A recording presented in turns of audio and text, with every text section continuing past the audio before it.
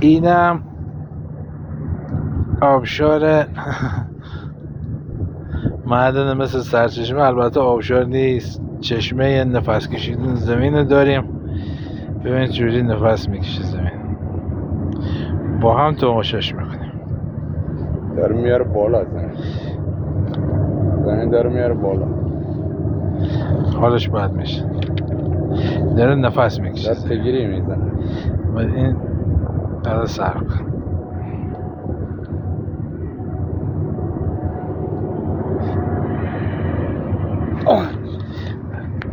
این بذارمش تو این دسته.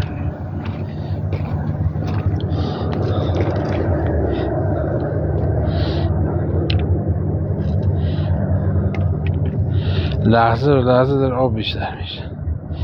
به جایی میرسه که دیگه آب میزنه به هوا.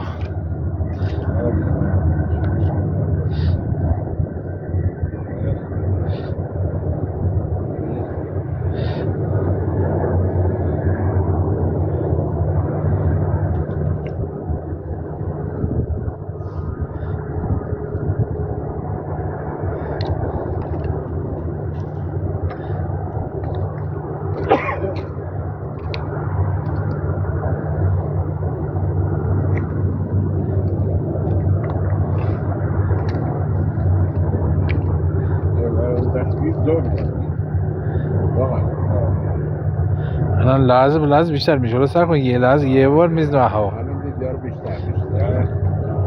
الان میزنه. الان دیگه.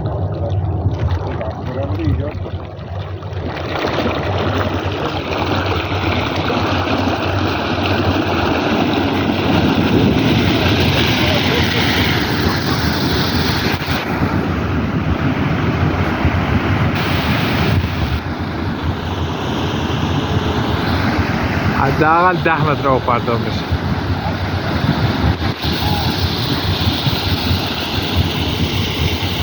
باید کم میشه. حالا سر صداش داشته باش. این داره کم میشه.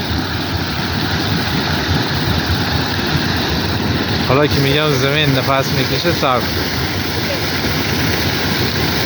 این هم رضا، این هم آقا جواد. حالا سر کن ببین چوری زمین نفس میکشه.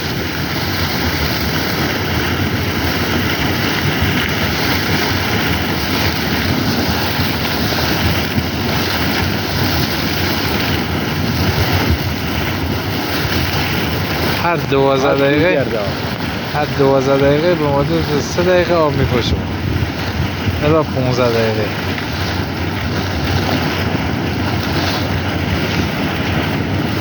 قدرت خدا.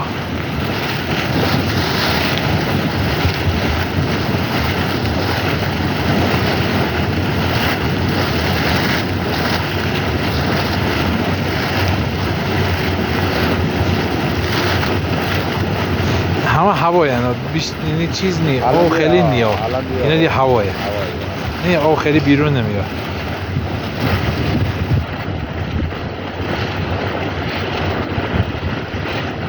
حالا سر کن آخرش جلو.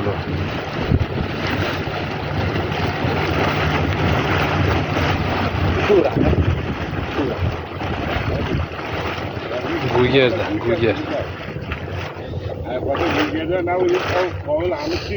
الان میکشه نفس تو اینجا. سر کن نکن یه باره.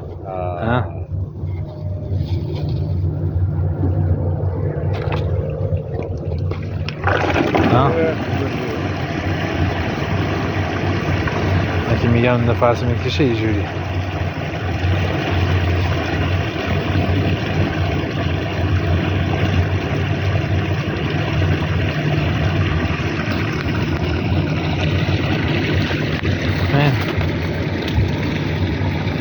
برمیگردن داخل.